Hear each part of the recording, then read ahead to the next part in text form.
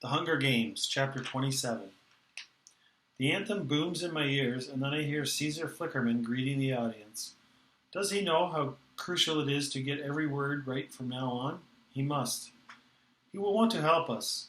The crowd breaks into applause as the prep teams are presented. I imagine Flavis, Vina, and Octavia bouncing around and taking ridiculous bobbing bows. It's a safe bet they're clueless. Then Effie's introduced.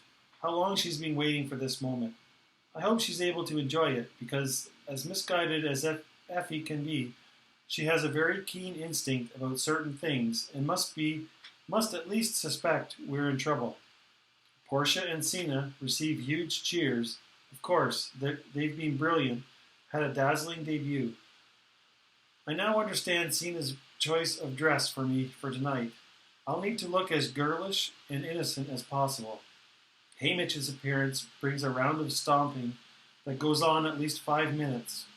Well, he's accomplished a first, keeping not only one but 2 tributes alive. What if he hadn't warned me in time? Would I have acted differently? Flaunted the moment with the berries in the Capitol's face? No, I don't think so, but I could easily have been a lot less convincing than I need to be now. Right now, because I can feel the plate lifting me up to the stage. Blinding lights, the deafening roar rattles the metal under my feet. Then there's Peter just a few yards away. He looks so clean and healthy and beautiful. I can hardly recognize him, but his smile is the same, whether in mud or in the Capitol, and when I see it, I take about 3 steps and fling myself into his arms. He staggers back, almost losing his balance, and that's when I realize the slim metal contraption in his hand is some kind of cane. He rights himself, and we just cling to each other while the audience goes insane. He's kissing me, and all the time I'm thinking, do you know how much danger we're in? After about 10 minutes of this, Caesar Flickerman taps on his shoulder and to continue the show, and Peter just pushes him aside without even glancing at him. The audience goes berserk. Whether he knows it or not, Peter is, as usual, playing the crowd exactly right. Finally, Haymitch interrupts us and gives us a good-natured shove toward the victor's chair. Usually this is a single, ornate chair from which the winning tribute watches a film of the highlights of the games. But since there are 2 of us, the game makers have provided a plush red velvet couch. A small one, my mother would call it a love seat, I think. I sit so close to Peter that I'm practically on his lap. But one look from Haymitch tells me it isn't enough. Taking off my sandals, I tuck my feet to the side and lean my head against Peter's shoulder. His arm goes around me automatically, and I feel like I'm back in the cave, curled up against him, trying to keep warm. His shirt is made of the same yellow material as my dress. But Portia's put him in a long black pants, no sandals either, but a pair of sturdy black boots to keep solidly planted on the stage. I wish Sina had given me a similar outfit. I feel so vulnerable in this flimsy dress, but I guess that was the point. Caesar Flickerman makes a few more jokes, and then it's time for the show. This will last exactly 3 hours and is required viewing for all of Penang. As the lights dim and the seal appears on the screen, I realize I'm unprepared for this. I do not want to watch my 22 fellow tributes die. I saw enough of them die the first time. My heart starts pounding, and I have a strong impulse to run. How have the other victors faced this alone? During the highlights, they periodically show the winner's reaction up on a box in the corner of the screen. I think back to earlier years. Some are triumphant, pumping their fists in the air, beating their chests. Most just seem stunned. All I know is that the only thing keeping me on this love seat is Peter, his arm around my shoulder, his other hand claimed by both of mine. Of course, the previous victors didn't have the Capitol looking for a way to destroy them.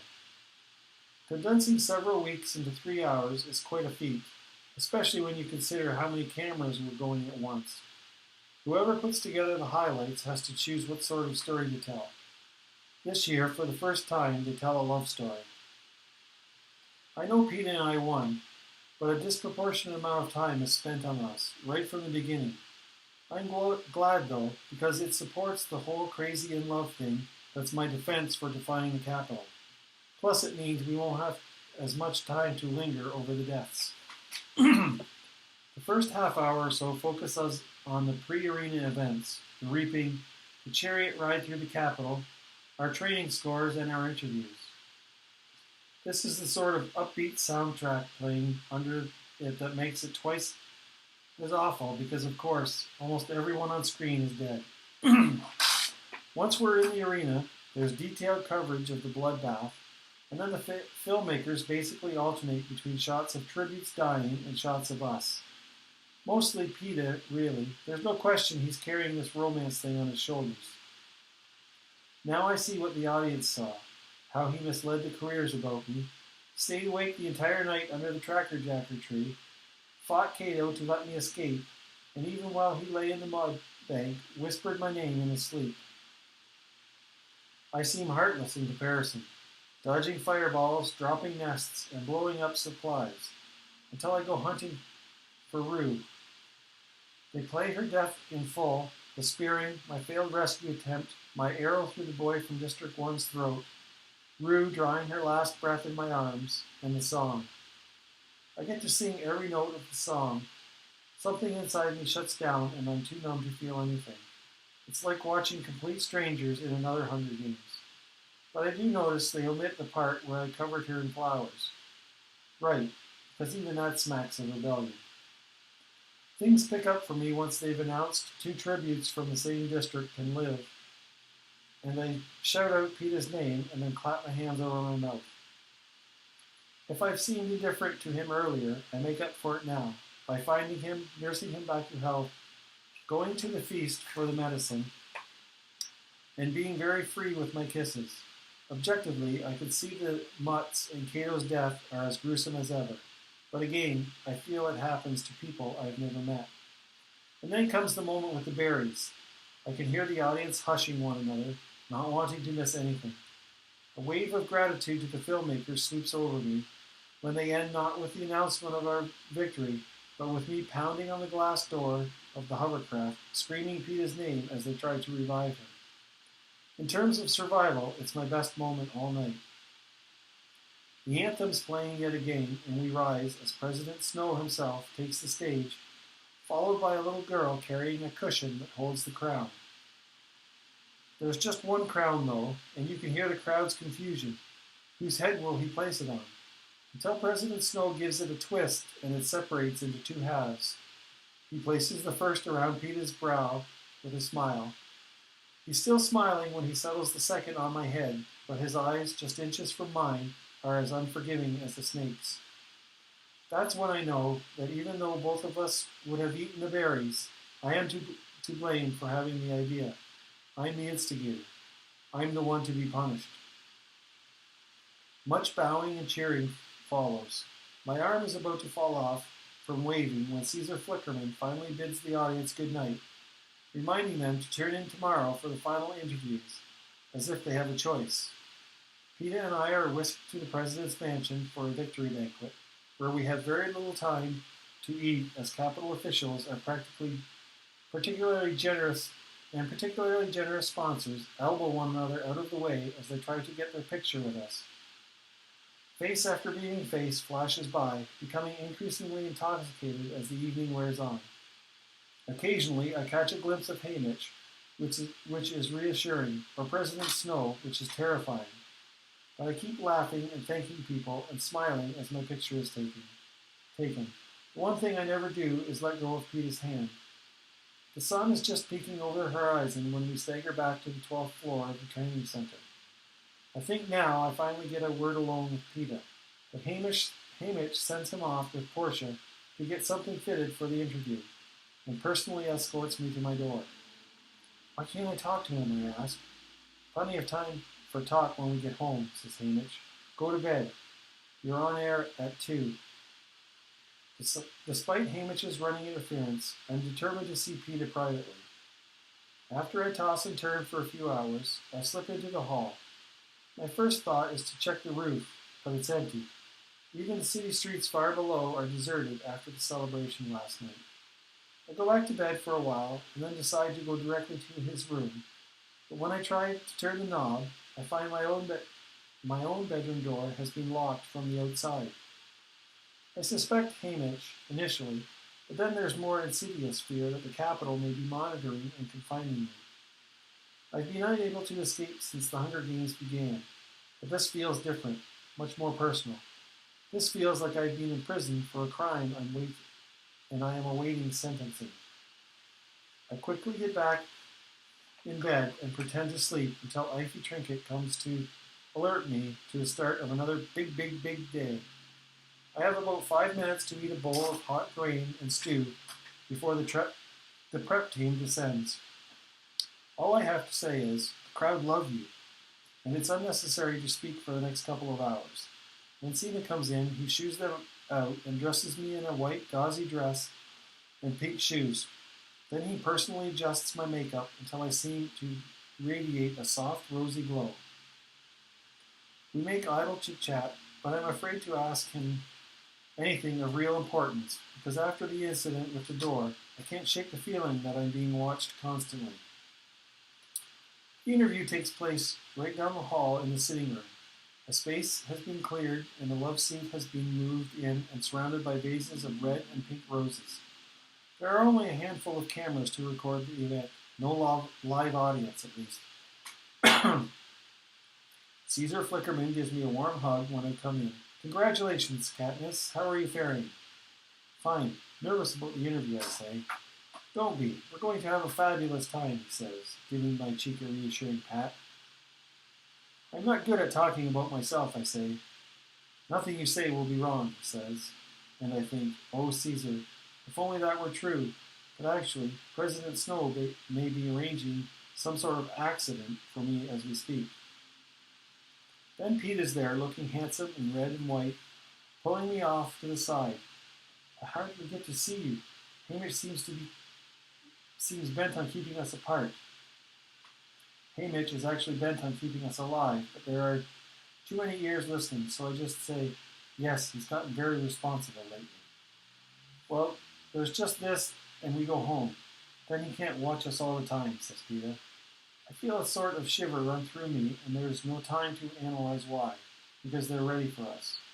We sit somewhat formally on the love seat, but Caesar says, oh, go ahead and curl up next to him if you want. He looked so very sweet. So I tuck my feet up, and Peeta pulls me in close to him. Someone counts backward, and just like that, we're being broadcast live to the entire country. Caesar Flickerman is wonderful, teasing, joking, getting choked up when the occasion presents itself. He and Peeta already have the rapport they established that night of the first interview, that easy banter. So I just smile a lot and try to speak as little as possible. I mean, I have to talk some, but as soon as I can, I redirect the conversation back to Peeta. Eventually, though, Caesar begins to pose questions that insist on fuller answers. Well, Peeta, we know from our days in the cave that it was love at first sight for you from what age? 5? Caesar says. From the moment I laid eyes on her, says Peeta. But Katniss, what a ride for you. I think the real excitement for the audience is watching you fall for him. When did you realize you were in love with him? Asked Caesar. Oh, that's a hard one. I give a faint, breathy laugh and look down at my hands. Help. Well, I know when it hit me, the night when you shouted out his name from that tree, says Caesar. Thank you, Caesar, I think, and then go with this idea. Yes, I guess that was it. I mean, until that point, I just tried not to think about what my feelings might be, honestly, because it was so confusing, and it only made things worse if I actually cared about him. But then, in the tree, everything changed, I said. Why do you think that was, urged Caesar. Maybe, because for the first time, there was a chance I could keep him, I said. Behind a cameraman, I see Hamish give a sort of puff with relief, and I know I've said the right thing. Caesar pulls out a handkerchief and has to take a moment because he's so moved. I can feel Peeta press his forehead into my temple, and he asks, so now that you've got me, what are you going to do with me? I turn to him. Put you somewhere you can't get hurt. And when he kisses me, people in the room actually sigh. For Caesar, this is a natural place to segue into all the ways we did get hurt in the arena, from burns to stings to wounds, but it's not until we get around to the mutts that I forget I'm on camera. When Caesar asks PETA how his new leg is working out. New leg, I say, and I can't help reaching out and pulling up the bottom of PETA's pants. Oh no, I whisper, taking in the metal and plastic device that has replaced his flesh. No one told you? Asks Caesar gently. I shake my head. I haven't had the chance, says PETA, with a slight shrug. It's my fault, I say, because I used the tourniquet. Yes, it's your fault I'm alive, says PETA. He's right, says Caesar. He'd have bled to death for sure without it. Yes, this is true, but I can't help feeling upset about it, to the extent that I'm afraid I might cry, and then I remember everyone in the country is watching me, so I just bury my face in PETA's shirt. It takes them a couple of minutes to coax me back out, because it's better in the shirt, where no one can see me, and when I do come out, Caesar backs off, questioning me so I can recover. In fact, he pretty much leaves me alone until the berries come up. Katniss, I know you've had a shock, but I've got to ask, the moment you pulled out those berries, what was going on in your mind? He says. I take a long pause before I answer, trying to collect my thoughts. This is the critical moment where I either challenge the Capitol or went so crazy at the idea of losing PETA that I can't be held responsible for my actions. It seems to call for a big dramatic speech, but all I get out is one almost inaudible sentence. I don't know. I just couldn't bear the thought of being without him. PETA, anything to add? Asks Caesar. No, I think that goes for both of us, he says. Caesar signs off, and it's over. Everyone's laughing and crying and hugging, but I'm still not sure until I reach Hamish. Okay, I whisper. Perfect, he answers. I go back to my room to collect a few things and find there's nothing to take but the Mockingjay pin Madge gave me. Someone returned it to my room after the games. They drive us through the streets in a car with blackened windows, and the train's waiting for us. We barely have time to say goodbye to Sina and Portia, although we'll see them in a few months when we tour the districts for a round of victory ceremonies. It's the Capitol's way of reminding people that the Hunger Games never really goes away. We'll be given a lot of useless plaques, and everyone will have to pretend they love us. The train begins moving, and we're plunged into night until we clear the tunnel and I take my first breath since the reaping. Effie is accompanying us back, and Hamish too, of course. We eat an enormous dinner and settle into silence in front of the television to watch a replay of the interview. With the Capitol growing farther away every second, I begin to think of home, of Prim and my mother, of Gale. I excuse myself to change out of my dress and into a plain shirt and pants. As I slowly, thoroughly wash the makeup from my face and put my hair in spray, I begin transforming back into myself, Katniss Everdeen, a girl who lives in the scene, hunts in the woods, trades in the hob. I stare in the mirror as I try to remember who I am and who I am not. By the time I join the others, the pressure of PETA's arm around my shoulders feels alien. When the train makes a brief stop for fuel, we're allowed to go outside for some fresh air. There's no longer any need to guard us. PETA and I walk down along the track, hand in hand, and I can't find anything to say now that we're alone. He stops to gather a bunch of wildflowers for me. When he presents them, I work hard to look pleased, because he can't know that the pink and white flowers are the tops of wild onions and only will remind me of the hours I've spent gathering them with Gale. Gale.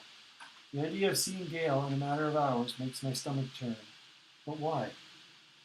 I can't quite frame it in my mind. I only know that I feel like I've been lying to someone who trusts me. Or more accurately, to two people. I've been getting away with it up to this point because of the games. But there will be no games to hide behind back home. What's wrong? PETA asks. Nothing, I answer. We continue walking past the end of the train, out where even I'm fairly sure there are no cameras hidden in the scrubby bushes along the track. Still, no words come. Hamish startles me when he lays a hand on my back. Even now, in the middle of nowhere, he keeps his voice down. Great job, you two. Just keep it up in the district until the cameras are gone. We should be okay. I watch him head back to the train, avoiding PETA's eyes. What's he mean? Peter asks. It's the capital. They didn't like our stunt with the berries, I blurt out. What? What are you talking about? He says. It seemed too rebellious. So Hamish has been coaching me through the last few days, so I didn't make it worse, I say. Coaching you? But not me, says Peter. He knew you were smart enough to get it right, I say. I didn't know there was anything to get right, says Peter. So what you're saying is the last few days and then, I guess, back in the arena, that was just some strategy you two worked out? No, I mean, I couldn't even talk to him in the arena, could I stammered. But you knew what he wanted you to do, didn't you? Says Peter. I bite my lip. Katniss? He drops my hand and I take a step as if to catch my balance. It was all for the games, Peter says. How you acted? Not all of it, I say, tightly holding onto my flowers. Then how much? No, forget that. I guess the real question is, what's going to be left when we get back home, he says. I don't know. The closer we get to District 12, the more confused I get, I say. He waits for further explanation, but none's forthcoming. Well, let me know when you work it out, he says, and the pain in his voice is palatable. I know my ears are healed because even with the rumble of the engine, I can hear every step he takes back to the train. By the time I've climbed aboard, Peter has disappeared into his room for the night. I don't see him the next morning either. In fact, the next time he turns up, we're pulling into District 12. He gives me a nod, his face expressionless. I want to tell him that he's not being fair, that we were strangers, that I did what it took to stay alive, to keep us both alive in the arena. That I can't explain how things are with Gale because I don't know myself. That it's no good loving me because I'm never going to get married anyway, and he'd just end up hating me later instead of sooner. That if I do have feelings for him, it doesn't matter, because I'll never be able to afford the kind of love that leads to a family, to children. And how can he? How can he after what we've just been through? I also want to tell him how much I already miss him, but that wouldn't be fair on my part. So we just stand there silently, watching our grimly little station rise up around us.